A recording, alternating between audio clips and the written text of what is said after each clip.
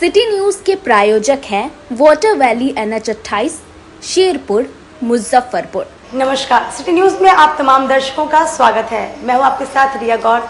खबरों की ओर बढ़ने से पहले आइए एक नजर डाल लेते हैं आज की सुर्खियों पर। हेडलाइन के प्रायोजक हैं आवासीय उज्जवल विद्यापीठ। बच्चों के भविष्य के लिए एक कदम हमारे साथ बढ़ें।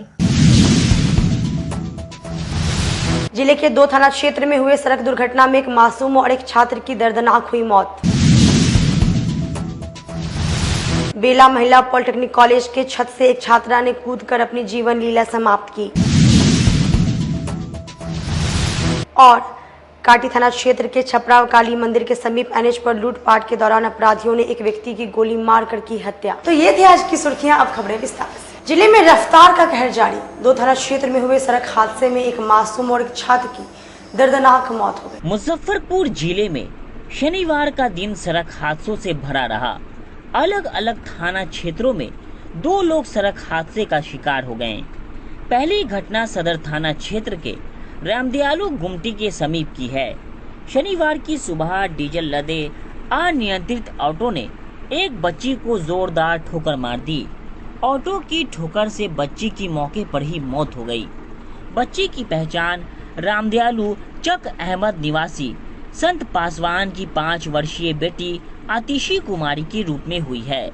बताया जा रहा है कि बच्ची सड़क पार कर रही थी। इस दौरान अनियंत्रित ऑटो के चपेट में आ गई, जिस कारण 5 वर्षीय मासूम की घटना स्थल पर ही मौत हो गई। वहीं इस घटना के बाद स्थानीय लोगों की भीड़ जुट गई। वहीं घटना में मृतक मासूम की पहचान मुजफ्फरपुर जिले के सदर थाना क्षेत्र के सुस्ता पंचायत के चक अहमद निवासी संतलाल पासवान की 5 वर्षीय पुत्री आतिशी कुमारी के रूप में हुई है। वहीं घटना के बाद स्थानीय लोग आक्रोशित हो गए और प्रशासन पर लापरवाही का आरोप लगाते हुए स्थानीय लोगों ने कहा कि आज शनिवार का दिन है और श्रावण मास की तीसरी सोमवारी है। ऐसे में कांवरिया पथ पर सबसे ज्यादा भीड़ होती है, जिसको लेकर जिला प्रशासन और मुजफ्फरपुर पुलिस के द्वारा वाहनों का परिचालन बंद कर दिया जाता है। बावजूद इसके वाहनों का परिचालन इस कांवरिया पथ पर लगातार चालू है, जिस कारण ये सड़क दुर्घटना हुई है।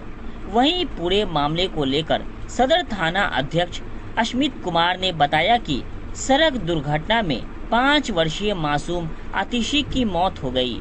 पुलिस मामले की जांच कर डेड बॉडी को अपने कब्जे में लेकर पोस्टमार्टम के लिए भेज दिया है। साथ ही आगे की कार्रवाई की जा रही है। सब गाड़ी घोड़ा के चालू कर के रखले रहे छे। उ मरल आदमी के भेले, गाड़ी घुमावे में भेले हो छे। एक टेम्पू से बड़ा जुटो के जी ट्रक मारलक, बस मारलक। टेम्पू से हुआ है। बच्चा क्रॉस करत। हां, बच्चा क्रॉस करत रहले। बच्चा बगल का है, संतलाल के बेटी है। रामदयालु का बच्चा है, 4 साल का बच्चा है। तो कांवरिया आने वाला है, ऐसे में गाड़ी तो बंद होना चाहिए। गाड़ी काहे खुला रहता है? गाड़ी खुला है तब ना गाड़ी कांड हुआ। खुलियाम गाड़ी चल रहा है, ट्रक बस सब चल रहा है। प्रशासन के बंद करने के लिए ना लोग दिया है। एक बच्ची आतिशी कुमार की मृत्यु हो गई है, उसको सबको बरामद किया गया है और उसको पोस्टमार्टम है तो इसके सेल से भेजा गया है। उसके पत्र से आवेदन प्राप्त होने के बाद अग्रिम कार्रवाई की जाएगी। सर, सोमवारी ऐसे में गाड़ी बंद होना चाहिए। भारी वाहनों पर रोक लगी हुई थी। भारी वाहन नहीं, हल्की गाड़ी थी और गाड़ी हम सब रोड से गाड़ी में सर क्या लोड था? गाड़ी में सर डीजल लोड था। डीजल लोड था। अच्छा, उम्र कितना बच्चे का बताया? क्या नाम है सर बच्चे का? आतिशी कुमार। वहीं दूसरी घटना अहियापुर थाना क्षेत्र के पुरानी मोतिहारी रोड की है, जहां एक तेज रफ्तार सरकारी बस की टक्कर से एक 17 वर्षीय छात्र की मौके पर ही मौत हो गई। मृतक किशोर की पहचान जिले के अहियापुर थाना क्षेत्र के कोलुआ पैगंबरपुर अशोक विहार कॉलोनी के रहने वाले भूतपूर्व सैनिक संजीव तिवारी के 17 वर्षीय बेटे साहिल कुमार के रूप में हुई है, जो नीट की तैयारी कर रहा था।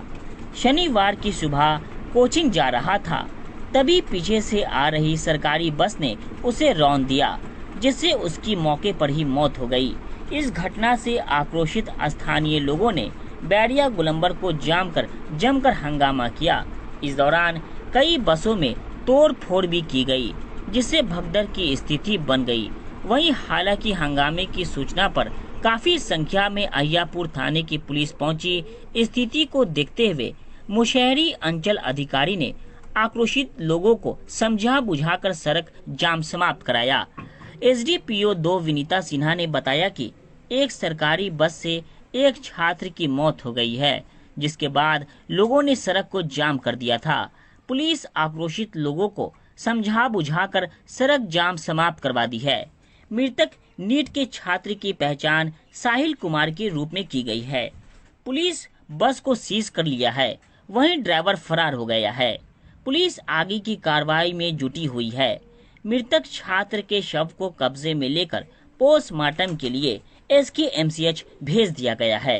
बस के कारण जो है एक्सीडेंट हुई है, उस पर हमने जो है आवेदक से ये एप्लीकेशन ले लिया है। इसके लिए मैं जाकर जितने भी प्रशासन के लोग हैं मैं उनसे बात करूंगी और जो भी जल्द से जल्द इन लोगों को सहायता मिलना है वो सारा काम करूंगी। यहाँ पे इन लोगों की मांग है कि पुरानी मोतिहारी रोड में भारी वाहनों को लेकर लोगों में आक्रोश है, तो फर्दर एक्शन क्या होगा प्रशासन का? मैं पहले रूट चार्ट देखूंगी कि बसों का रूट चार्ट क्या है और जिस तरीके का रूट चार्ट है उसको फॉलो करने का यहाँ पे जो भी नियम संगत है वही काम होगा। अतिक्रमण को लेकर भी बिल्कुल बिल्कुल अतिक्रमण का यहाँ पे जिस तरीके से चल रहा है आवेदन लोगों के द्वारा दिया जाएगा और उस पर हम लोग त्वरित जितना जल्दी कार्रवाई हो सके कार्रवाई करेंगे।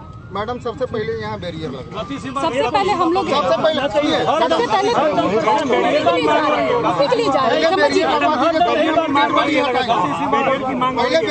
बैरियर की मांग हो रही है। हम लोग जल्द से जल्द इस पे काम करेंगे। आश्वासन पर हम लोग आश्वासन होता है मैम।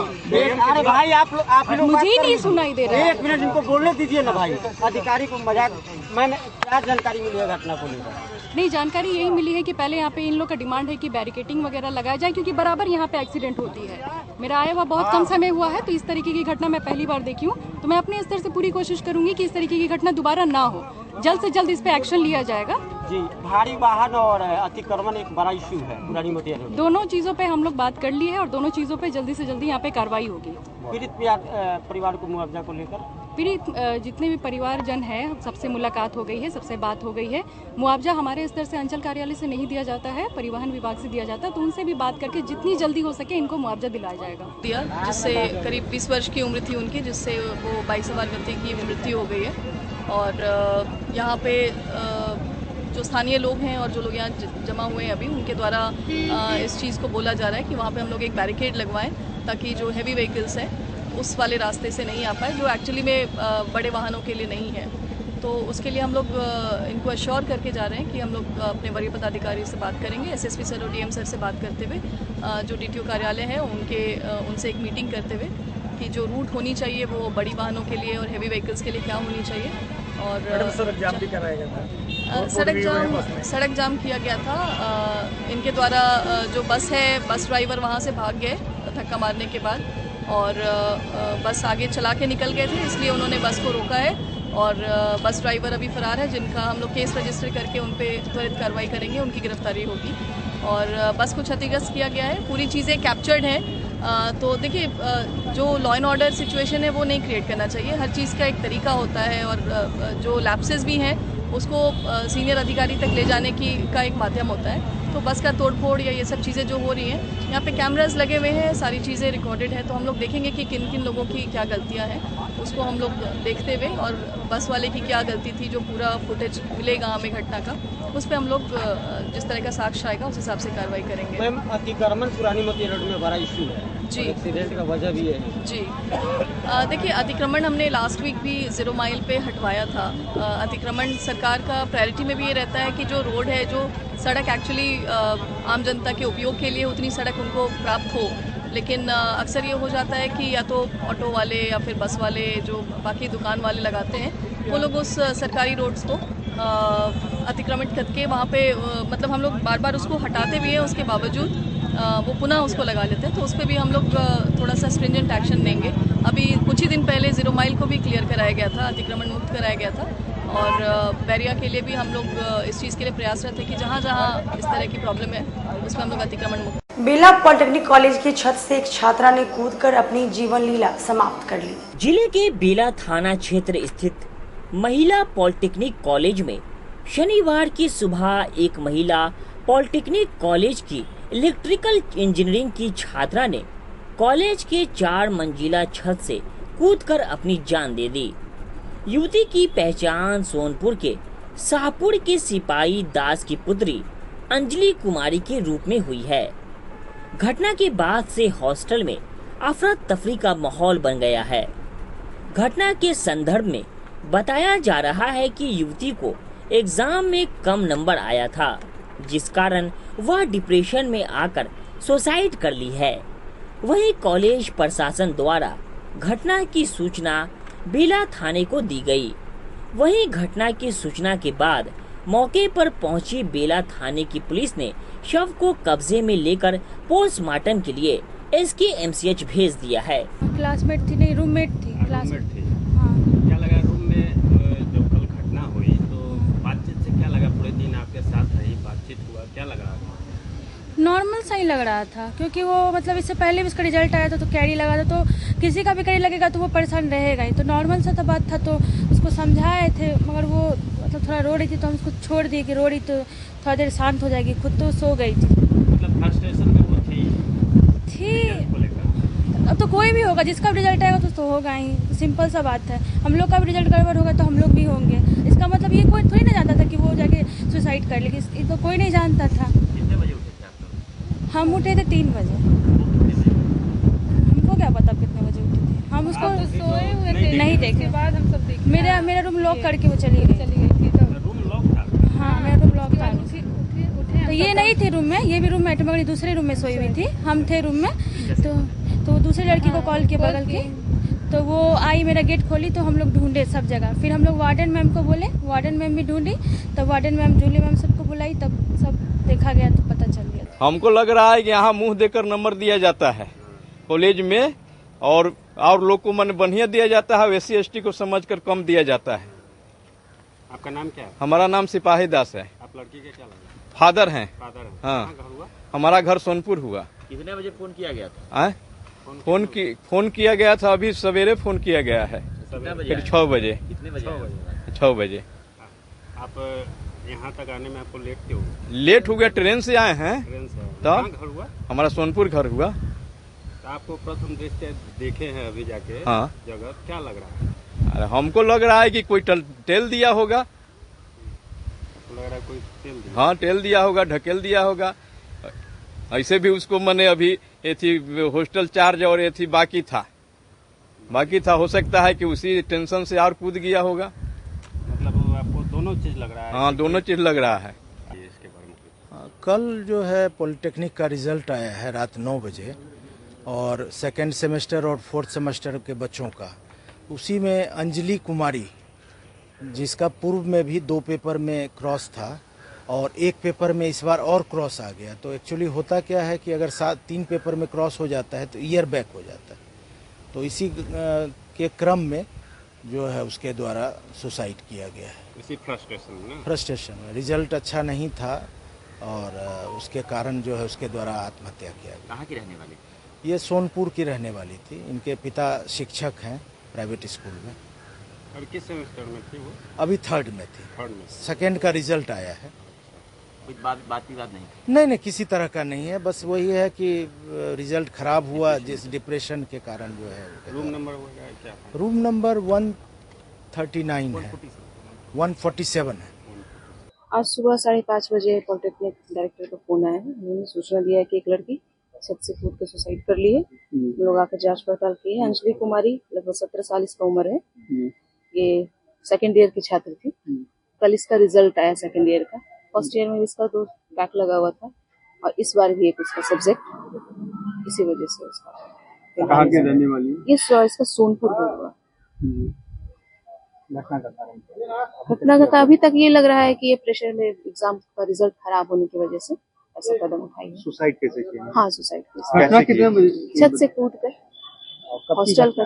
ये का समय अनुसार ये का अर्ली मॉर्निंग का घटना। इनकी जो और भी साथियों उनसे बातचीत? हाँ, उनसे बातचीत। उनका यही कहना था कि बहुत परेशान थी रिजल्ट को लेकर, और कोई बात सामने नहीं है। जो कॉलेज के इंचार्ज वगैरह हैं, हाँ, उनका भी कहना है कि वह हॉस्टल के बच्चों से बात हुआ है, उन्होंने भी यही बात बताई। पिछले साल भी इसका 2 सब्जेक्ट फेल हो गई थी इस बार एक सब्जेक्ट में।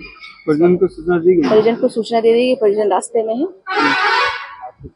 रिकवर वगैरह नहीं, कुछ रिकवर नहीं कुछ सुसाइड नोट वगैरह नहीं, कुछ भी प्राप्त नहीं हुआ। आगे क्या फर्दर इसमें जाएगा? इसको सर्च के लिए भेज दिया गया, बाकी रिपोर्ट आएगा। काजी मोहम्मदपुर थाना क्षेत्र में शनिवार की देर रात मोबाइल चोरी कर भाग रहे अपराधी ने 3 लोगों को चाकू मारकर घायल कर दिया। काजी मोहम्मदपुर थाना क्षेत्र के चंद्रलोक चौक गुमटी के पास मोबाइल छीनकर भाग रहे अपराधी ने 3 लोगों को चाकू मारकर घायल कर दिया।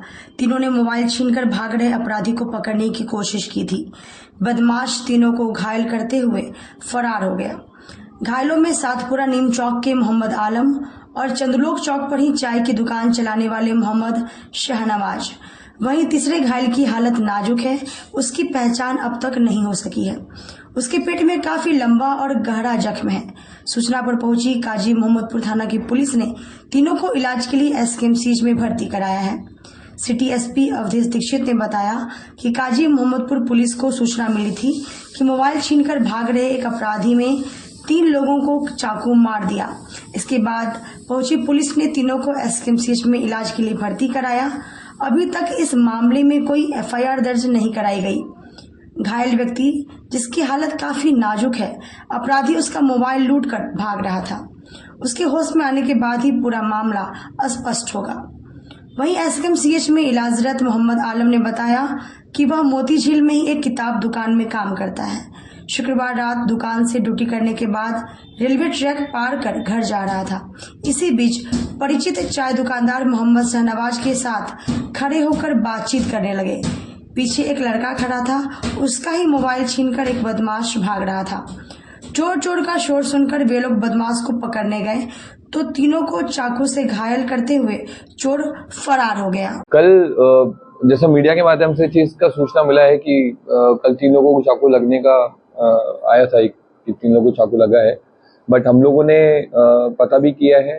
काजी मोहम्मदपुर में भी एसकेएमसीएच में भी अभी तक ना ही कोई थाने पे इस तरह का आवेदन वगैरह दिया गया है, ना ही किसी ने पुलिस को अप्रोच किया है, 112 पे कॉल किया है। उस तरह का अभी तक पुलिस का उसमें ऑफिशियली या फिर हम लोगों ने भी काफी कोशिश की है खोजने का, लेकिन हमें इवन एसकेएमसीएच में भी कोई फर्जीवाड़ा वगैरह भी हमें अभी तक नहीं मिला है। अगर कुछ मिलता है तो हम लोग उस पर कार्रवाई करेंगे। कांवड़ियों के लिए जिला प्रशासन द्वारा बनाए गए बैरिकेडिंग में कई जगहों पर खतरनाक बास निकले हुए हैं। सावन की तीसरी सोमवारी पर बाबा गरीबनाथ का जलाभिषेक करने लाखों कांवड़िया पलेजा घाट से जलबोझी कर बाबा गरीबनाथ मंदिर पहुंचेंगे। कांवड़ियों को किसी प्रकार की कोई परेशानी न हो, इसको लेकर जिला प्रशासन ने जगह जगह पर बांस बल्ले की मदद से बैरिकेड का निर्माण करवाया है। गौर करने वाली बात यह है कि जगह जगह बैरिकेड में बांस का हिस्सा टूट गया है, जो आप तस्वीरों के माध्यम से देख सकते हैं। बांस नुकीले आकार के बन गए हैं, जिससे कोई भी कांवड़िया जख्मी हो सकते हैं। स्थानीय निवासी ऋषु राजपूत ने बताया कि अगर प्रशासन इस पर जल्द ही संज्ञान नहीं लेती है तो कांवड़ियों को बाबा गरीबनाथ का जलाभिषेक करने में काफी परेशानियों का सामना करना पड़ सकता है। बिल्कुल, जिला प्रशासन द्वारा जो बैरिकेड लगाया गया है उसमें जगह जगह पर नुकीले बांस निकले हैं, कील है, कांटी है और बहुत जगह पे रस्सी भी खुली हुई है। हम जिला प्रशासन से यही मांग करेंगे कि इस चीज को जल्द से जल्द दुरुस्त कराए, इस पे संज्ञान ले। वार्ड नंबर 18 और 19 में चल रहे नाला निर्माण का औचक निरीक्षण के लिए पहुंची डिप्टी मेयर डॉक्टर मोनालिसा। जिले के गांधी पुस्तकालय गली वार्ड 18 और वार्ड नंबर 19 में बन रहे कन्वर्ट का वचन निरीक्षण मुजफ्फरपुर नगर निगम के डिप्टी मेयर डॉक्टर मोनालिसा ने किया। निरीक्षण के दौरान कन्वर्ट निर्माण में कई कमियां पाई गई, जिसमें डॉक्टर मोनालिसा के द्वारा बताया गया कि पुराने नाले पर ही नए कन्वर्ट का ढलाई कर दिया गया है, जिस वजह से नाले का पानी सही तरीके से पास नहीं हो पा रहा है। डिप्टी मेयर ने तुरंत स्मार्ट सिटी के इंजीनियर को फोन लगाकर सारी समस्याओं से अवगत कराया। डॉक्टर मोनालिसा ने बताया कि कन्वर्ट को सड़क से ऊपर बना दिया गया है, जिस वजह से आने जाने वाले लोगों को परेशानी हो रही है। लोग ऊंचे नीचे सड़क की वजह से गिरकर जख्मी हो रहे हैं। उन्होंने इंजीनियर को आदेश दिया है कि जल्द से जल्द कन्वर्ट पर स्लोपिंग का काम कराया जाए, ताकि लोगों को आने जाने में परेशानी ना हो। कितना चलाने में निकालने में बच्चा ने माथा में लग गया, खून बने लगा। ये नाला बना के अधूरा काम छोड़ देता, स्लोपिंग तो बनाना चाहिए ना। कितना दिक्कत होता है, कितना दिन से दिक्कत हो रहा है। जब से ही बनाया छोड़ दिया इधर अधूरा करके, 2-3 दिन से लगातार 1 हफ्ता से चल रहा है सब। एक तो घुमा घुमा के जाना पड़ता है, बड़ा मंडी को क्रॉस करके पूरा एकदम ट्रक लगा हुआ है, पिकअप लगा हुआ है। सही तरीके से निर्माण हुआ है? निर्माण के बाद नहीं, निर्माण तो ठीक है, लेकिन स्लोपिंग बनाना चाहिए ना, अधूरा काम छोड़ देता है। कोई भी कहीं भी काम खोद खाद के छोड़ दिया। ये परेशानी सर 6 महीना से हम लोग झेल रहे हैं और स्थिति ये है कि आए दिन बच्चा स्कूल जाने में दिक्कत है, ऑफिस जाने में दिक्कत है, बीमार लोगों को 4 व्हीलर से ले जाने में दिक्कत है। वो गोला में जाइए, किसी की निजी जमीन होके जाइए, कभी भी रोक दे सकते हैं। और कृष्णा सिनेमा रोड भी ब्लॉक है, जाने आने का कोई साधन नहीं है। आपके मोहल्ला में जो काम हो रहा है वो गुणवत्तापूर्ण सही तरीके से हो रहा है? बिल्कुल गुणवत्तापूर्ण काम नहीं है, ये मिली भगत से है। इंजीनियर कमीशन खोरी कर रहे हैं, ये ठेकेदार से कमीशन लेते हैं और इस तरह का घटिया निर्माण किए। कितना नंबर वार्ड है? ये वार्ड नंबर 18। स्थानीय पार्षद को इसको लेकर कंप्लेंट किए हैं? हमने कंप्लेंट किया था, कोई सुनवाई उनकी तरफ से नहीं है। क्या कहा गया पार्षद के द्वारा? कहा गया कि हम देखते हैं अच्छा काम होगा। जो पैर रखने के लिए आज क्या कुछ कमी पाई गई है? देखिए, ये गांधी पुस्तकालय के बगल वाली गली है और इसमें कलवर्ट का निर्माण हुआ, तो मुझे कंप्लेंट जनता का बहुत दिनों से आ रहा था, तो मुझे लगा कि शायद उनके प्रॉब्लम का सॉल्यूशन हो गया होगा। लेकिन इधर कल की बात है कि कुछ लोग यहाँ गिर गए हैं, कुछ घायल भी हो गए हैं। और मैं देख रही हूँ, मैं आई हूँ यहाँ पर तो देख रही हूँ कि सही में कलवर्ट की ऊंचाई तो बहुत मुझे लग रहा है कि 1.5 फीट ऊंची है और रोड बहुत नीचे है, जिसकी वजह से लोग आ रहे हैं तो जो 3 व्हीलर है, 4 व्हीलर है, उनको आने जाने में बहुत परेशानी हो रही है। 2 व्हीलर को भी आने जाने में परेशानी हो रही है। इतनी ऊंचाई है तो इसमें कम से कम मिट्टी देके स्लोपिंग, दोनों साइड से स्लोपिंग दे देना चाहिए था कि आने जाने में दिक्कत नहीं होती। तो मैं यहाँ के जो इंजीनियर है मनीष जी से बात की हूँ, वो बोले हैं कि मैडम अभी मैं सकरा में हूँ और कल सुबह आके मैं देख लेता हूँ, तो इस काम को मैं करवा देता हूँ। तो इसको पहले ईटा का स्लोपिंग स्लैब पूरा दे करके बिछा करके ऊपर मिट्टी भर के इसका दोनों साइड 20-20 फीट स्लोपिंग करवा देना है। मैं बोली हूँ तो वो बोले हैं कि कल मैं आके मैडम इसको करवा देता हूँ। कल मैं फिर उनसे बात करूंगी शाम को कि काम कहाँ तक हुआ है। और निरीक्षण के बाद कमियां दूर होंगी? बिल्कुल होनी चाहिए, क्योंकि लोगों को बहुत परेशानी हो रही है। मैं देख रही हूँ, मैं करीब 15 मिनट से यहाँ हूँ और आप भी देख सकते हैं कि किस तरह से लोगों को दिक्कत हो रही है। और कुछ लोग का मुझे सुबह भी कॉल आया कि मैडम मेरे बच्चे गिर गए हैं बाइक से और जख्मी हो गए हैं, तो उनकी सुविधा का ध्यान रखना होगा। और इंजीनियर्स और ठेकेदार के लिए बोलना चाहती हूँ कि अगर इस तरह का उन्होंने बनाया कैसे और बनाया तो उसके बाद इसका सॉल्यूशन उनको निकालना चाहिए। इतना ऊंचा तो होना नहीं चाहिए, रोड के लेवल में उनको देना चाहिए। अगर इतना ऊंचा दिए हैं तो उसको रोड के लेवल में उसका स्लोपिंग करवा देना चाहिए। अधिवक्ता एसके झा ने अधिवक्ता संतोष कुमार को पुलिस द्वारा पीटे जाने का आरोप लगाते हुए सीजीएम कोर्ट में सदर थाना प्रभारी समेत 6 पुलिस कर्मियों पर परिवाद दायर किया। जिले के सदर थाना क्षेत्र के कच्ची पक्की निवासी अधिवक्ता संतोष कुमार को सदर थाना के पुलिस कर्मियों द्वारा बेरहमी से पीटे जाने के मामले में आज न्यायालय में मुकदमा दायर किया गया है। इस पूरे मामले में मानवाधिकार अधिवक्ता एसके झा ने सीजीएम कोर्ट में मुकदमा दर्ज कराया है। दरअसल अधिवक्ता संतोष कुमार विगत 12 जून को रात्रि के लगभग 11:30 बजे अपनी मोटरसाइकिल से कच्ची पक्की स्थित अपने आवास लौट रहे थे। उसी वक्त कच्ची पक्की चौक पर पहले से मौजूद सदर थाना के कुछ पुलिस कर्मियों ने उनका रास्ता रोककर जांच के नाम पर 1000 रुपए की मांग की। अधिवक्ता संतोष कुमार ने जब कहा कि उनके पास हेलमेट व गाड़ी से संबंधित सभी कागजात मौजूद है, तो मौजूद पुलिसकर्मी आग बबूला हो गए और उनके ऊपर लाठी चलाने लगे। अधिवक्ता संतोष कुमार ने बताया कि उन लोगों ने मार मार कर उनका सर फोड़ दिया और रीढ़ की हड्डी भी क्षतिग्रस्त कर दी। वर्तमान में लखनऊ पीजीआई में इनका इलाज चल रहा है। वे ज्यादा चलने फिरने की हालत में भी नहीं है। मानवाधिकार अधिवक्ता एसके झा ने कहा कि हम लोगों ने न्यायालय से दोषी पुलिस कर्मियों के विरुद्ध कड़ी से कड़ी कार्रवाई की मांग की है। 12/6/2024 के रात्रि में हम हॉस्पिटल से लौट रहे थे और अपने आवास पर जा रहे थे। उसी दरमियान जैसे कि कच्ची पक्की चौक पे हमारी मुलाकात गश्ती में आए हुए पुलिस से हुई। वहाँ पर वो लोग जो है कि पेपर देखने के लिए बोले, पेपर दिखाओ। पेपर दिखाए, उसके बाद बोले जो नहीं से अभी तक बोहनी नहीं हुआ है, क्योंकि बहुत रात्रि हो चुका था।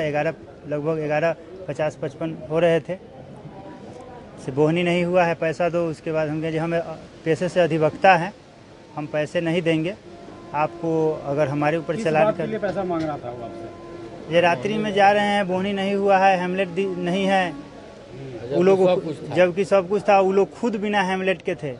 इसी पर जैसे कि गाली गलौज करने लगा, मारा हमको, माथा फट गया, बहुत मारा, डंडा से मारा, स्टिक वाला, और डांड पे मारा, पैर पे मारा, और जिसके कारण हमारा जैसे कि अभी हड्डी, रीढ़ के हड्डी में प्रॉब्लम हो गया है, और मैं यहाँ के डॉक्टर के द्वारा रेफर किया गया तो पीजीआई लखनऊ से इलाज करा रहा हूँ। मोटरसाइकिल वाहन जो होता है पेट्रोलिंग वाला, वो गाड़ी फट गया जी। ये लोग 3 गाड़ी से थे, और जब मेरा सर फटा वो लोग भाग निकले। तब तक बहुत सारे लोग आ रहे थे, वो रुके। एक दैनिक जागरण वाले पत्रकार भी आ चुके थे, शायद शहर से लौट रहे थे वो भी, और उन्होंने देखा और हमसे पूछा भी। उसके बाद हम सदर अस्पताल गए, वहाँ इलाज कराने के बाद हम रात में जैसे कि सदर थाना में गए।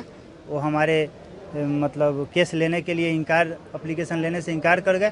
कल होके हम आके कोर्ट में FIR लॉन्च किए मानवाधिकार आयोग के तहत, और आज फिर हम CGM पूर्वी के यहाँ जो है कि आज एप्लीकेशन दिए हैं, और इसकी कार्रवाई जल्द से जल्द हो। क्या चाह रहे हैं आप? जो हमारे साथ गलत किया है उनके साथ कोर्ट जो आदेश करेंगे उसके साथ सजा होना चाहिए। हम थाना प्रभारी सदर थाना के ऊपर केस किए हैं। उन्हीं के द्वारा जो है कि उन्हीं के क्षेत्र में कच्ची पक्की चौक पड़ता है। उनके जो मानव बल थे रात्रि, वो अपना बताएंगे ये कौन थे, क्या थे।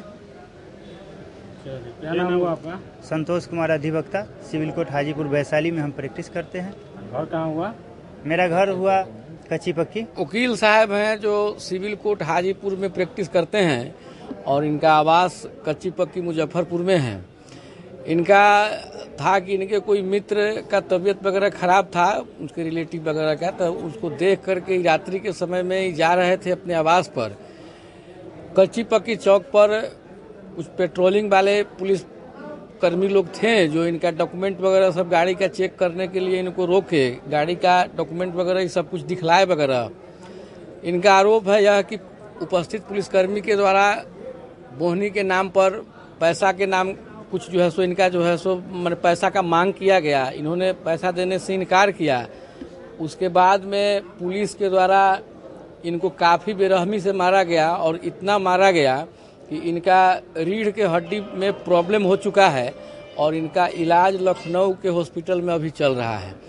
स्थिति संतोष जी की यह है कि 1-1.5 महीना से इरेगुलर कोर्ट में प्रैक्टिस भी नहीं कर रहे हैं, और चल फिर करने के लिए भी डॉक्टर मना किया है। न अभी उठ सकते हैं न बैठ सकते हैं, ज़्यादा देर तक खड़ा भी नहीं रहना है, सिर्फ इनको लेटे रहने के लिए इनको डॉक्टर के द्वारा कहा गया है। इस आशय की सूचना ह्यूमन राइट कमीशन को भी दिया जा चुकी है, वहाँ पर भी मामला प्रक्रियाधीन है। FIR के लिए काफ़ी प्रयास किए, सब जगह भी वरीय अधिकारियों को दिया गया, लेकिन FIR अभी तक लॉन्च नहीं हुआ। उसके बाद में थक हार करके CGM कोर्ट में आज परिवाद दाखिल किए हैं। इसमें थानाध्यक्ष सदर थाना एवं 6 पुलिसकर्मी, जिसको ये चेहरा देखकर पहचान सकते हैं, इन पर मुकदमा हुआ है। थाना प्रभारी सदर और 6 पुलिसकर्मी। इसमें एक्ट है 61 टू 115 टू 126 टू 109 352 351 2/3 भारतीय न्याय संहिता 2023 के तहत, नए नियमावली के तहत उन पर मुकदमा दर्ज हुआ है।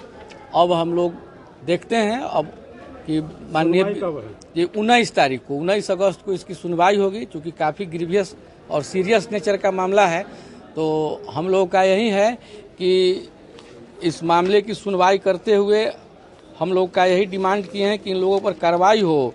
अब भारतीय नागरिक सुरक्षा संहिता 2023 की धारा 175 के तहत अभियुक्त गणों के विरुद्ध प्राथमिकी अंकित उसी थाना में किया जाए।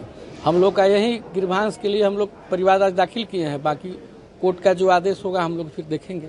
काटी थाना क्षेत्र में अपराधियों ने लूटपाट के दौरान IT इंजीनियर की गोली मारकर हत्या कर दी। लूटपाट के दौरान गोली मारकर हत्या। काटी थाना क्षेत्र के छपरा काली मंदिर के समीप राष्ट्रीय राजमार्ग 27 पर शुक्रवार की देर रात अपराधियों ने लूटपाट के दौरान प्रखंड कर्मी दीपक कुमार को गोली मार दी, जिससे वह जख्मी हो गया। दीपक कुमार पूर्वी चंपारण के तितरिया प्रखंड में अकाउंटेंट के रूप में कार्यरत है। उसके पास से मिले आई कार्ड से पीड़ित की पहचान हो गई है। मौके पर मौजूद लोगों ने बताया कि बीते 26 घंटे से बिजली गुल होने के बाद अंधेरे में डूबे इलाके में अपराधियों के लिए घटना को अंजाम देना आसान हो गया।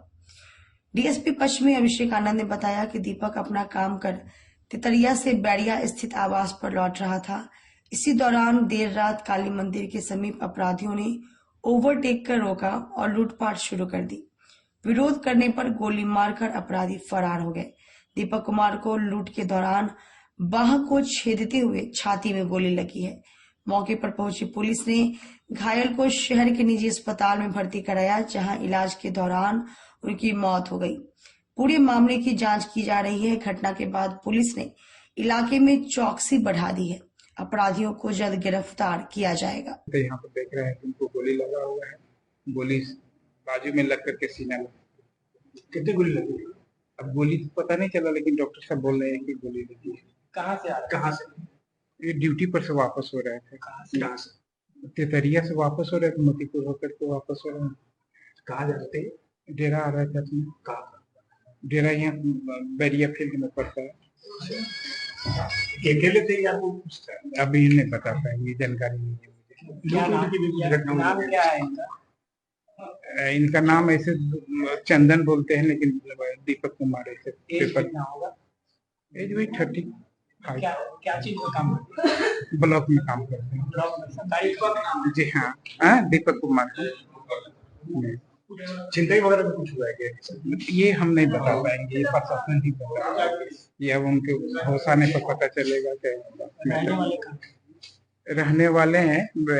मोतीपुर के बगल में गांव पड़ जाता है, मुसहरी जी। मंदिर के पास जो कि हाईवे पे पड़ता है, यही NH पे पड़ता है। वहाँ पे एक आदमी जिनका नाम दीपक कुमार है, उनकी उम्र लगभग 30-35 वर्ष की है। तो बाइक से वहाँ से संभवतः कथैया से वो इधर पड़ रहे थे, कोल्हा साइड। वहाँ पे उनको एक गोली लगी है। जो गोली लगने के तुरंत बाद थाना वहीं नजदीक में ही था, तो थाना तुरंत उनको उठा के उनको इलाज करवाने के लिए यहाँ गैलेक्सी हॉस्पिटल लाया गया। ये घटना लगभग 8:30 बजे के आसपास की रात की है। गैलेक्सी हॉस्पिटल लाया गया, जहाँ उनको इलाज करवाया गया, जहाँ इलाज के दौरान उनकी कुछ देर पहले मृत्यु हो गई। अभी तक जो निकल के आया है उसमें यह है कि उन्हें एक गोली अभी तक जो है वो एक गोली लगी थी, जो कि जिससे कि उनकी मृत्यु हुई। वो तेतरिया ब्लॉक में, जो कि मोतिहारी में पड़ता है, वहाँ पे वो IT असिस्टेंट का काम करते थे और ब्लॉक में, और ये कथैया के रहने वाले थे। और इनका घर कोल्हा अहियापुर में भी है, जहाँ पे वो अभी जा रहे थे।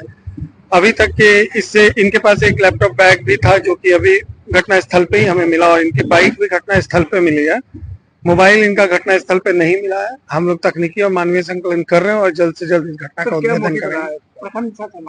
अभी तक कुछ ऐसे निकल के नहीं आ रहा है, क्योंकि इनका लैपटॉप और इनका जो ये बाइक है, ये सब तो घटना स्थल पे ही मिली है, पर मोबाइल नहीं मिल रहा है। बाकी अभी हम लोग और इनके घर वालों से पूछेंगे, और अगर ये कुछ लेके आ रहे होंगे तो उससे इसका मोटिव निकल गया है। दूसरा, इनका फोन नंबर मिल गया, उस पर हम लोग काम कर रहे हैं। तो अगर कुछ और भी बात होगी, जैसे कि किससे इन्होंने बात की होगी, कहाँ गए होंगे, तो उससे हमें और कुछ उद्भेदन करने में मदद मिलेगी। अभी तक हमने, चूंकि अभी जस्ट कुछ देर पहले ही उनकी मृत्यु हुई है, तो अभी हम पूछताछ शुरू हमने किया है। तो अभी तक ऐसा कुछ निकल के नहीं आया, लेकिन जल्द से जल्द इस कांड में हम लोग पता कर लेंगे क्यों हुआ, और उद्भेदन करके जल्द से जल्द इस कांड को हम लोग डिटेक्ट कर लेंगे। वक्त हो चला, छोटी सी ब्रेक लेते हैं, छोटा सा ब्रेक। तब तक आप बने रहिए हमारे साथ, देखते रहिए सिटी न्यूज मुजफ्फरपुर।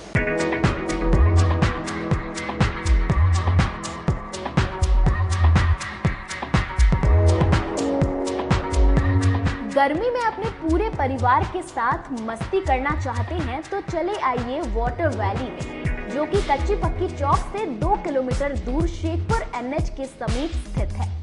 शहर के लोग यहाँ मोटरसाइकिल और कार से काफी आसानी से पहुँच सकते हैं। यहाँ आप अपने परिवार के साथ फुल मस्ती कर सकते हैं। वेव पूल, रेन डांस के साथ भव्य वाटरफॉल बनाया गया है। छोटे बच्चों के लिए कई प्रकार के स्लाइड्स बनाए गए हैं, जहाँ बच्चे अपनी मस्ती में डूब जाएंगे। इसके अलावा खाने पीने के लिए बेहतरीन सुविधाएं उपलब्ध है, जहाँ पूरे परिवार के साथ व्यंजनों का लुत्फ उठा सकते हैं। तो देर मत कीजिए, गर्मी में मस्ती उठाने के लिए वाटर वैली तुरंत पहुँचे। हमारा पता है water valley NH 28, Sherpur, Muzaffarpur. हमारा कॉन्टैक्ट नंबर है 6202584955। अपने सपनों के आशिया को दे एक नई पहचान माँ भवानी डेकोर प्राइवेट लिमिटेड के साथ, जो है authorised distributor of Kacharia.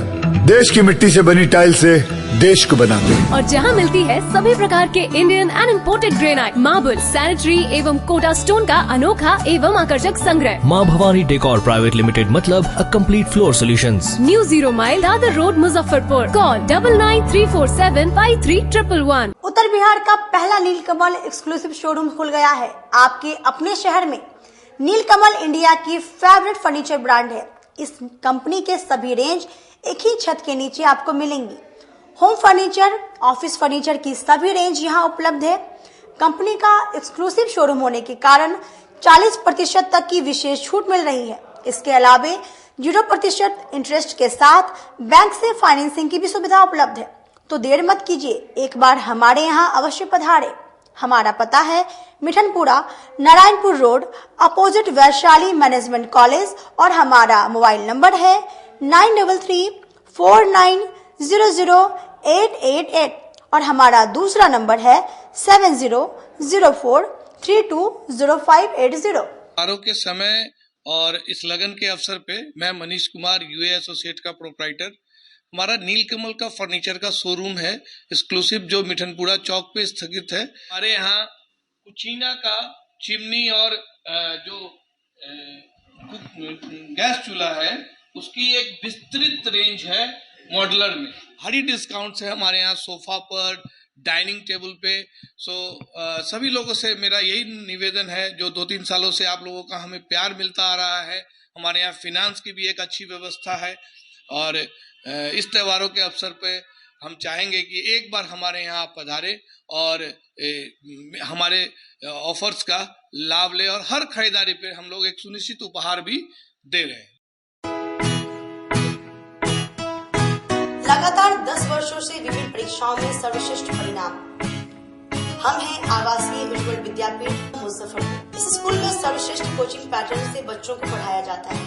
Play से 10वीं तक की पढ़ाई स्वच्छ वातावरण में कराई जाती है। यहाँ आधुनिक छात्रावास की व्यवस्था है। उज्ज्वल विद्यापीठ का मुख्य उद्देश्य रामकृष्ण मिशन, नवोदय नेतरहाट, सैनिक स्कूल, सिमुलतल्ला गुरुकुल, सिंधिया कन्या विद्यालय जैसे अनेक भारतवर्ष के प्रतिष्ठित विद्यालयों में कुशल प्रशिक्षित अनुभवी एवं शहर के सर्वश्रेष्ठ शिक्षकों द्वारा तैयारी कराई जाती है। 1.5 एकड़ में फैला इस स्कूल का वातावरण काफी शांत है। Free computer classes, science lab और स्मार्ट क्लासेस है।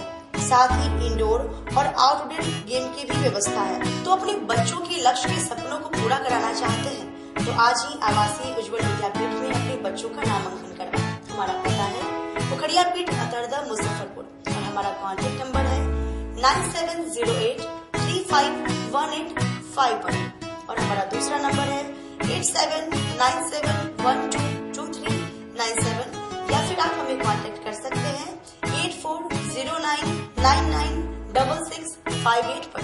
ब्रेक के बाद एक बार फिर से आप सभी का स्वागत है। आइए बढ़ते हैं अगली खबरों की ओर। सावन में भक्तों के लिए आरडीएस कॉलेज मैदान में अमरनाथ गुफा और माता वैष्णो देवी गुफा का निर्माण किया गया है, जहां भक्त भगवान का दर्शन करेंगे। अमरनाथ गुफा सह मां वैष्णो देवी तीर्थ स्थल एवं धाम का उद्घाटन आरडीएस कॉलेज रामदयालु मुजफ्फरपुर में पूर्व मंत्री सुरेश कुमार शर्मा, डॉक्टर संजय पंकज, पूर्व विधान पार्षद गणेश भारती, अविनाश तिरंगा उर्फ ऑक्सीजन बाबा, डॉक्टर ममता रानी, डॉक्टर संगीता शाही ने किया।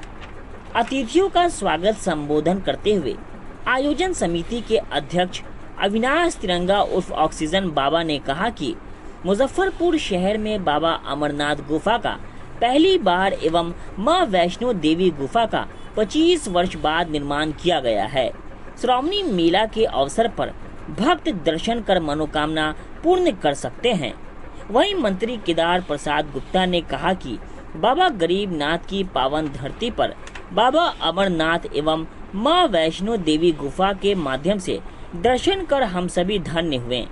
उद्घाटन के अवसर पर पूर्व मंत्री सुरेश कुमार शर्मा, पूर्व विधान पार्षद गणेश भारती, डॉक्टर संजय पंकज, उप mayor Monalisa, doctor Mamta Rani, doctor Sangeeta Shahi, Pandit Kamlapati Tripathi, पूर्व विधान पार्षद Ganesh Bharati, doctor HN Bhardwaj, doctor Arun Shah, Mukesh Tripathi, Saurabh Kumar, Ganesh Mishra उपस्थित रहे। देखिए, सावन माह के पावन इस महीने में हम लोग का एक संकल्प था कि बाबा अमरनाथ गुफा एवं माँ वैष्णो देवी गुफा का निर्माण हो, जिसमें कि हमारे शहर के भक्त दर्शन कर पुण्य के भागी बने। इसी निर्माण को 25 वर्षों बाद मुजफ्फरपुर के ओरिएंट क्लब मैदान में 25 वर्ष पहले वैष्णो देवी का निर्माण किया गया था और काफ़ी अपार जन सैलाब उमड़ा था और 25 वर्ष पूरा हुआ है। और साथ ही हम लोगों ने अमरनाथ गुफा सह माँ वैष्णो देवी गुफा का निर्माण किया है, जिसमें कि सावन माह में शिव भक्त आकर दर्शन करेंगे, माता के भक्त दर्शन करेंगे और पुण्य के भागी होंगे। इसी उद्देश्य से सनातन संस्कृति को आगे बढ़ाने के उद्देश्य से हम लोगों ने यह निर्णय लिया था, जो आज फलीभूत हुआ और आज उसका उद्घाटन हुआ है। और मुजफ्फरपुर जिले ही सहित आसपास के जिले के सभी नागरिकों से, सभी भक्तों से आग्रह है कि वे आए और बाबा का और माता का दर्शन कर पुण्य के भागी बने। किस तरह तैयार करवाया गया पूरा? जी, किस तरह तैयार करवाया गया? इसमें 5500 से ऊपर बांस हम लोग सर लगभग सालों से करते आ रहे हैं इसको, मगर हम मुजफ्फरपुर में अभी पहली बार हो रहा है।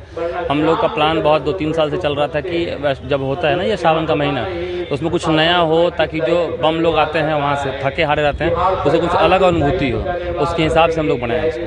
क्या कुछ बनाया गया, क्या कुछ इसमें जैसे आप माता वैष्णो देवी के पास जाते हैं, जो लोग गरीब तबके के लोग हैं जो नहीं जा पाएंगे वहाँ, हम लोग सेम उसी टाइप की छोटी झांकी बनाए हैं। जैसे पहले आपका बाणगंगा है, उसके बाद चरण पादुका है, उसके बाद माता वैष्णो देवी का है, उसके ऊपर आपका भैरव बाबा का है और सबसे ऊपर हम लोग एक अमरनाथ गुफा बनाए हैं। वो सेम वैसा ही बनाया गया, बस झांकी के रूप में बनाया गया। जी हाँ, अभी तो लोगों के बीच में है। हमारा लोगो लगभग सब लोग मुजफ्फरपुर से ही हैं और इसको सारा डिज़ाइन हम लोग खुद करते हैं। हर बार कुछ नया डिज़ाइन होता है और हम लोग खुद ही करते हैं। सब मुजफ्फरपुर का कारीगरी हैं। लगभग 20-22 दिन लग गया है, लगभग 40 लोग लगातार बना रहे हैं और अभी भी 8-10 लोग रहते हैं। कुछ मेंटेनेंस वगैरह होता रहता है। कुछ चार्ज भी रखा? हाँ, ये इसमें 50 रुपये चार्ज है। अगर फैमिली के साथ आ रहे हैं तो बच्चे लोग सारे फ्री होंगे और हमारा ये रहेगा कि लोग आएँ, एक बार देखें ज़रूर। उनको जो लोग नहीं आएंगे वो समझिए एक चीज़ से छूट जाएगा उनका एक चीज़। बस जो लोग आएँ और देखें, बहुत अच्छा चीज़ बना है, एक बार ज़रूर आए। और ये बना है आपका RDS कॉलेज के प्रांगण में, बैंक के सटे। पाकिस्तान में शिया समुदाय की हुई हत्या के खिलाफ शिया समुदाय के लोगों ने धरना दिया। पाकिस्तान सरकार मुर्दाबाद, मुर्दाबाद, मुर्दाबाद। पाकिस्तान सरकार संरक्षण देना आतंकियों को बंद करो, बंद करो, बंद करो। पाकिस्तान में शिया मुसलमानों के कत्लेआम को लेकर मुजफ्फरपुर में जिला समाहरणालय के धरना स्थल पर शिया मुसलमानों ने पाकिस्तान के खिलाफ जमकर नारेबाजी की। मुजफ्फरपुर के शिया मुसलमानों ने शनिवार को समाहरणालय परिसर स्थित धरना स्थल पर एक बैठक के बाद पाकिस्तान विरोधी नारे लगाए।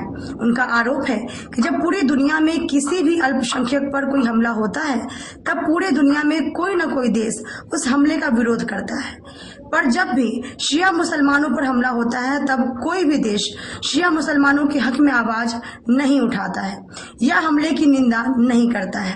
क्योंकि शिया मुसलमान पाकिस्तान सहित पूरी दुनिया में अल्पसंख्यक है, इसलिए उसके साथ ऐसा दोहरा व्यवहार क्यों किया जा रहा है। शिया धर्मगुरु सैयद काजिम शबीब ने कहा कि पाकिस्तान अपने निर्माण के समय से ही अल्पसंख्यकों पर जुल्म करता रहा है, उसकी जुल्म काफी बढ़ गई है। स्थिति यह है कि पारा चिनार में हुए शिया नरसंहार के बाद एम्बुलेंस तक को पाक सेना ने जाने नहीं दिया, जिससे मृतकों की संख्या और बढ़ गई। सभी धर्म गुरुओं को आगे आकर पाकिस्तान में हो रहे अल्पसंख्यकों के जनसंहार के विरोध में आवाज उठानी चाहिए।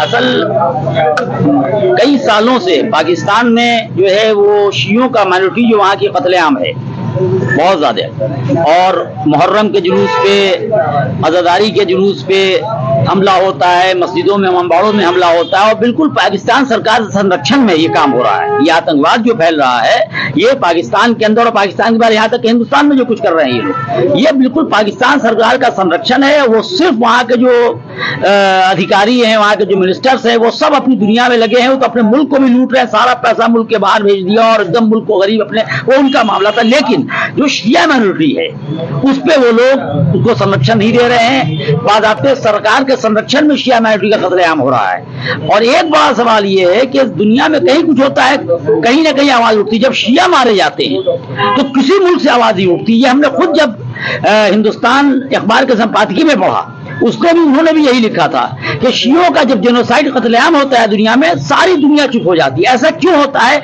हम खुद अपने सरकार से ये कहते हैं कि इसके ऊपर आवाज उठाएं कि दुनिया में बहरीन में देखिए 95% शिया है, 5% सऊदी अरब लोग हुकूमत कर रहे हैं। अभी कुवैत में मुहर्रम में अलम का जुलूस बंद कर दिया। ओमान में इमामबाड़े पे हमला हुआ, ओमान में मुहर्रम में अलम जो है वो निकाल दिया, मजलिस नहीं होने दिया। उसी तरह सारी दुनिया में और खास करके पाकिस्तान में ये आतंकवाद जो पाकिस्तान में पनप रहा है और खास करके कमजोरों के साथ, माइनॉरिटी के साथ, बाराचीनार में कत्लेआम हुआ। एम्बुलेंस तक को लोग जो है रोके हुए हैं, वापस कर दे रहे हैं। वहां पे आर्मी खड़ी होकर देख रही है। तो आर्मी के संरक्षण में सारा काम हो रहा है। ये कहीं भी होगा ये गलत है और इसकी हम लोग मजम्मत करते हैं, कॉन्डेम करते हैं, चाहे कहीं भी हो। और इसमें सबसे अफसोसनाक बरहला ये कि कहीं भी धार्मिक धर्म के नाम पे कुछ हो गलत, कहीं धर्म के नाम पे गलत हो, हिंसा हो, चाहे वो मौलाना हो या पंडित हो, उसे चाहिए कि बोले। क्योंकि मौलाना पंडित जब बोलते हैं धर्म के में, जब हिंसा होती है धर्म के नाम पे, उसका असर होता है। पाकिस्तान के सारे मौलवी चुप बैठे हुए हैं। इस पे अगर बोलते जो उस धर्म के मौलवी है जो लोग जुल्म कर रहे हैं कि भाई ये गलत हो रहा है, मना है, इस्लाम में नहीं है, उसका अलग असर होता है। हमारी जिम्मेदारी है खास करके धार्मिक लोगों की इस वक्त कि उसको कॉन्डेम करेंगे, धर्म में नहीं है। ये हर जगह होना चाहिए, चाहे वो मुसलमानों में या हिंदुओं में हो। धार्मिक लोग बोले ये धर्म में नहीं, लेकिन अफसोस है कि ये पाकिस्तान में भी नहीं हो रहा है। पाकिस्तान में तो अल्पसंख्यकों के शुरू से जो हमेशा तो ये होता है, हिंदू हो क्रिश्चियन हो, बहुत हो रहा है। हिंदू पे हुआ, क्रिश्चियन पे हुआ, लेकिन अब आवाज उठाते रहे हम लोग हमेशा उसको जुल्म पे। लेकिन अफसोस की बात यह है कि शियों पे जब जुल्म होता है तो कोई मुल्क क्यों नहीं आवाज उठाता है? देखिए हिंदुओं पे होगा, क्रिश्चियन पे होगा, कोई ना कोई बोल देगा। हम लोग भी बोलते हैं, जब भी हिंदुओं पे हुआ, कहीं भी हुआ, यहां भी हुआ, हम लोग चाहे वो शिया करे हिंदू पे, हम हिंदुस्तान में बोलते हैं। लेकिन ये अफसोस में शियों पे जुल्म होता है, सारी दुनिया क्यों चुप हो जाती है? क्या शियों का? जिले के गोला रोड स्थित शिव मंदिर में श्रावण मास में जलाभिषेक को शिव भक्तों की उमड़ती है भीड़। गोला रोड स्थित बाबा कमलेश्वर नाथ शिव मंदिर करीब 300 वर्ष पुराना है। भारद्वाज गोत्रीय गिरिवंश के ब्राह्मणों ने इसकी स्थापना की थी। व्यवस्थापक गिरिकांत राधाकांत गिरी व पुजारी पीयूष गिरी कहते हैं कि उनकी 15वीं पीढ़ी बाबा की सेवा कर रही है। यदि कोई संतान विहीन दंपति सच्चे हृदय से बाबा का अभिषेक पूजन करते हैं तो उनकी मनोकामनाएं जरूर पूरी होती है। यहाँ पर सावन के हर सोमवार के पूर्व कथा आयोजन की परंपरा है। काफी संख्या में भक्त मंदिर प्रांगण में जाते हैं और बैठकर कथा का श्रवण करते हैं। ये मंदिर लगभग 300 वर्ष प्राचीन है, जहाँ हम लोग 15 पीढ़ियों से निरंतर सेवा कर रहे हैं। कभी भी यहाँ हम लोग बाहरी पुजारी को नहीं रखते हैं। हम ही लोग यहाँ के व्यवस्थापक भी हैं और सेवा भी हम लोग स्वयं करते हैं। और लगभग आपको 290 वर्ष पहले की बात होगी जब हमारे पूर्वजों में श्रेष्ठ गोसाई गिरी जी महाराज ने इस मंदिर में विशेष साधना कर भगवान की प्रत्यक्ष अनुभूति प्राप्त की थी। और यही परंपरा लगभग चलती आ रही है। हम लोग 15 पीढ़ी से जो यहाँ सेवा कर रहे हैं। यहाँ एक गुरु परंपरा रही है। एक कर्म से यहाँ शिव महापुराण आदि की और रामायण आदि ग्रंथों की स्वाध्याय किया जाता है और उसको यहाँ समाज में बार बार वितरित किया जाता है, इससे संसार का मंगल हो। और इसी क्रम में यहाँ का विशेष महत्व है कि हर महीने की दोनों एकादशी को शहर में यह एकमात्र ऐसा मंदिर है जहाँ भागवत कथा होती है। इसके बारे में प्राय आपने भी श्रवण किया होगा अखबार आदि के माध्यम से। और भी जहाँ कहीं भी लोग मुझे निमंत्रण करते हैं, मैं राम कथा या शिव पुराण कथा श्रवण कराता हूँ। लेकिन विशेष इस स्थान पर की मान्यता है कि यह जागृत शिवलिंग के रूप में हमारे भोले बाबा विराजमान है, जो सभी कामनाएं पूर्ण करते हैं। और यहाँ एक सावन के समय में कितना महत्व बढ़ जाता है इस मंदिर का? सावन में यहाँ प्रत्येक सोमवारी को लगभग हजारों भक्त आते हैं जल चढ़ाने के लिए। और चारों सोमवारी को यहाँ विशेष श्रृंगार होता है बाबा का। और पूर्णिमा को विशेषकर हर महीने की पूर्णिमा को यहाँ बाबा का विशेष श्रृंगार होता है और खीर रूपी महाप्रसाद का भोग लगाया जाता है, जिसमें शहर के कई गणमान्य लोग उपस्थित होते हैं। और प्राय यहाँ आस पड़ोस के सभी लोग एकत्रित होते हैं। आप स्वयं देखिएगा, जब आप सोमवारी के दिन यहाँ आइएगा लगभग सुबह से ही यहाँ लाइन लगी रहती है जल चढ़ाने की।